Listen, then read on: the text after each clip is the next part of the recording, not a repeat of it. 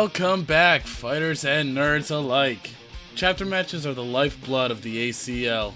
Gives new fighters a taste of combat, lets an audience view this glorious sport which we hold so near and dear, and is what us fighters use to measure our progress both as a team and as individuals. Chapter matches aim to have a 5-on-5 format, but will most likely turn into a 3v3, simply because of the amount of fighters that make it out to an event. The majority of the fighters will tell you that 3v3s are nothing more than a dogfight, turning into 3 separate one-on-ones. On the whole, yeah, they very well could turn into a boring-ass hugfest, but so could any 5-on-5, 10-on-10, or any fight when no one has a fucking plan. Now I'm here today to show you that even at a 3v3 level, there's a great amount of strategy that can go into any fight and will ultimately win you the match. Now, before we take a look at some film, I want to stress the importance of planning before a fight. Ideally, this is done 2 weeks ahead of time when rosters have been submitted and the teams are finalized, but because this match was mostly a mercenary fight, there wasn't a whole lot of time to strategize ahead of time. Even with little planning time, a plan can be made. Now, let's step into the shoes of the Philadelphia Rhinos and take a look at this Manchester Monarch team. With 2 members of the Striking Eagles and a fighter with at least 2 years experience in the ACL, it's a damn solid lineup. One weakness they have is the new fighter, Ross. This was his second fight and was still getting used to armored combat as a whole. When I see a weak link, I need to attack that link. What I would do is send in my killer straight away for Ross, turn this into a 2v3, and 9 times out of 10 we're going to take that round. Once Ross is down, it's a quick snowball effect, and we're going to take that round 9 times out of 10. Now if Ross isn't on the field, the plan will get shifted to me, but it'll be a little tougher. Here's the thing about what I just did. It's not fucking rocket science. Take the guy who's killed a lot, line him against a guy who hasn't killed a lot, and boom, you got a 2v3. Now shifting gears, let's take a look at the Rhino lineup, but as a Monarch. Looking at this, I'm feeling pretty solid. We're facing a team of individually solid fighters, but there's really no lineup that can't be beaten by our 2 Monarchs and at least 1 Merc. Ringo will be the first to tell you that he and Durante both have a fighting style that is very unique, but the 2 of them together create an even deadlier fighting style. It really isn't a well-kept secret about what makes Ringo and Durante so deadly together. During the year, Ringo and Brian probably fight at least 10 to 12 times together. Ask any veteran duo what makes them so deadly, and the first thing they will tell you is that we've been doing this for 5 years, we've been doing this for 10 years. The bottom line is, they have fights under their belt together, and that's something that training just will not give you.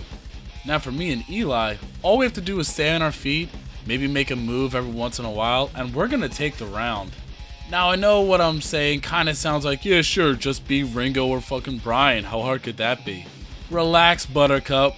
That's not the point I'm making. The point is, work with your team, fight with your team, train with your team. You need to have a team behind you. With the teams laid out, let's finally get down to some film. Let's watch this round in its entirety, and then I'll highlight what worked and what should have probably happened.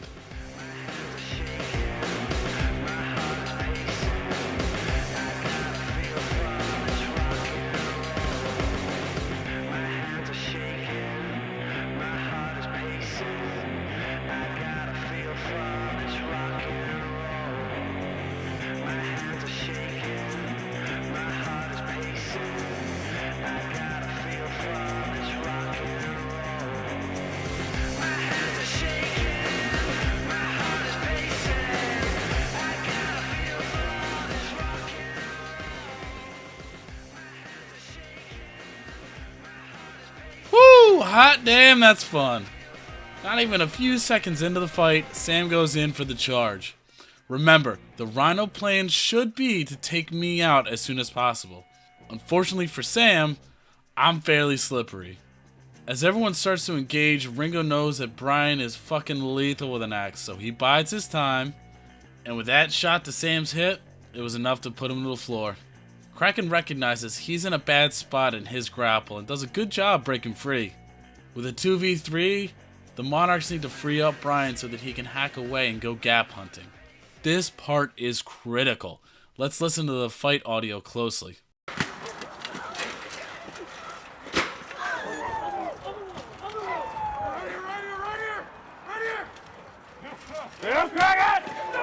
Even though Ringo has Kraken in a bad spot, he can see that I have Pat in an even worse spot. He calls out for Brian to switch. At that time, I know I have an easy kill for Brian, so I start shouting to him. The Executioner lumbers forward and eventually gets another clean kill. This is communication at its finest. This sort of communication is what separates good fighters from great teammates. I highly recommend all chapters take the time to practice communicating in a fight. Have a whole practice with earbuds in so you have to shout to communicate everything. Hell, even quiz other fighters with dumbass questions while in a grapple. It can be a great way of getting fighters to start talking to each other. Think of it like an armored titty twister. Give me 5 cereals, bitch! With that in mind, you'll see a lot of chopping in this fight. It's a specialty of the Knights Hall, and it's damn effective. One holds while another chops. I mean, hell, Sam just sees the trouble coming and he goes straight down. How about this? I'm 5'10", 165, and I have a falchion. I'm intimidating by no one's standard. I have no business taking down Kraken, yet a solid placed strike gets him down. Do not ever let anyone tell you that striking does not work. Now going back to what I said before, the Rhino should have been foaming at the mouth to put me and Ross down. Now, are we supposed to just make peace with whatever gods we choose for the day and just fight whoever we line up across from?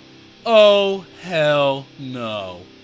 Not all my homies in the under 6 foot club, listen up because this applies to us. We are in the unique position that we look like easy prey to anyone with size on their side. Use it to your advantage. You have to become slippery so that when they charge at you for that easy kill, you just blow right the fuck past them. Then your hard hitter comes and catches them out of position. Then you know once you're done, go back and remind that tall bastard that he's looking pretty short with his ass on the ground. Now you don't have to dodge another fighter to be considered slippery. Even just engaging with another fighter can make you invisible to the rest of the field. Let's take a look at this great blindside. As Brian engages with CJ, he's never really locked up. This gives him a clear avenue of approach to completely blindside Kraken. Especially when it comes to two-handed axes, keeping your opponent at a distance frees you up to so many more options than just wrapping them up. Now putting it all together, this would be my tips for the 3v3 chapter match style.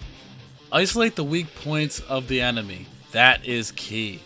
Once you have that weak point identified, get your killer in there to do what he does best. Once you have that 2v3 advantage, make sure that killer is free to do what he does best. Kill. Don't be a ball hog. If you're support, take pride in supporting that killer. You know he can't do it without you. Now, if you're not that killer and you have to make something happen, don't be afraid to go gap hunting. Get your weapon and start attacking those weak points. Last but not least, no matter what your size, become slippery. There is no need to waste energy in a grapple that is going nowhere. Now, of course, there's 1,000 ways to strategize for a fight, and I'm not here to give you the absolute answer. This is just a starting point for all young teams and what they should do when they plan for their next chapter match. Once you get a feel for your style, your team, and you get some fight under your belt, then develop your own style and perfect it.